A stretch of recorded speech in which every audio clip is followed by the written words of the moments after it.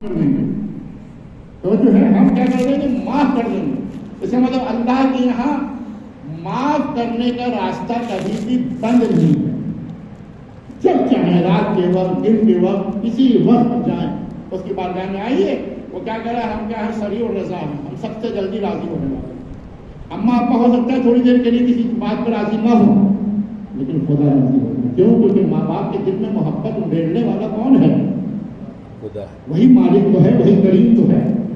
اس کا مطلب گناہ ہو جائے انسان سے، ہو جاتے ہیں انسان کے گناہ، لیکن معافی مانگ کے صحت رہتے ہوئے موت کے بستر پر لیٹنے سے پہلے انسان اللہ سے معافی مانگے، اور اس نیت کے ساتھ کہ پروردگار ہم توبہ جو کر رہے ہیں تو اب اس کے بعد تکراری گناہ نہیں کریں. اب آئیے یہاں پر ایک منظر آپ کی خدمت میں حضر کرتا ہوں. مولا کائنات کا دور ہے.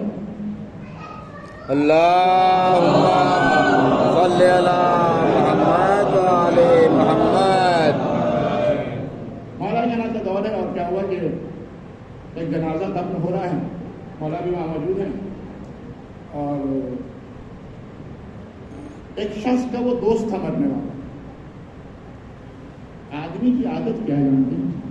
کہ ہمیشہ دوسروں کا تو بہت سوچتا ہے، اپنا نہیں سوچتا میرا کیا ہوگا. یہ انسان کی نیچر ہے، انسان کی فطرت ہے، انسان کا نیچر ہے. تو اس کا دوست تھا مرنے والا.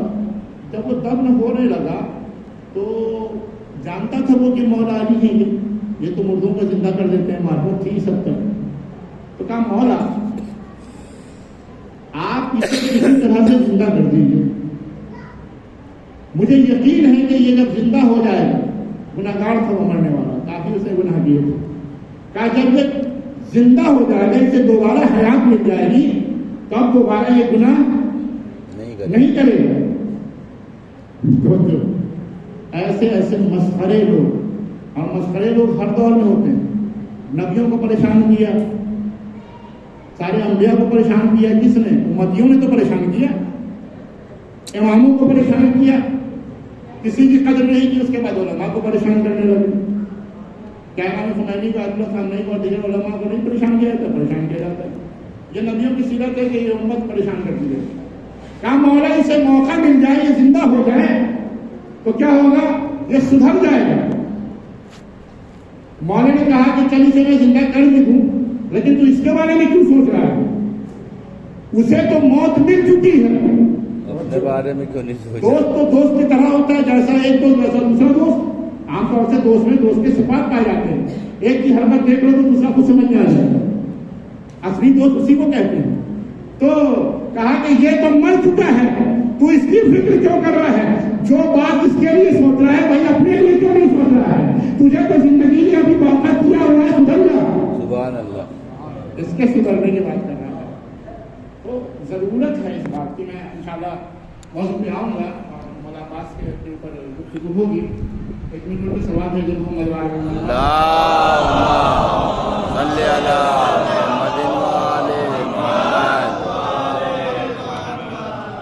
ماشاءاللہ بڑے انہمات سے، بڑے غور سے مجلسیں ملاحظہ فرما رہے ہیں اور سماعت فرما رہے ہیں.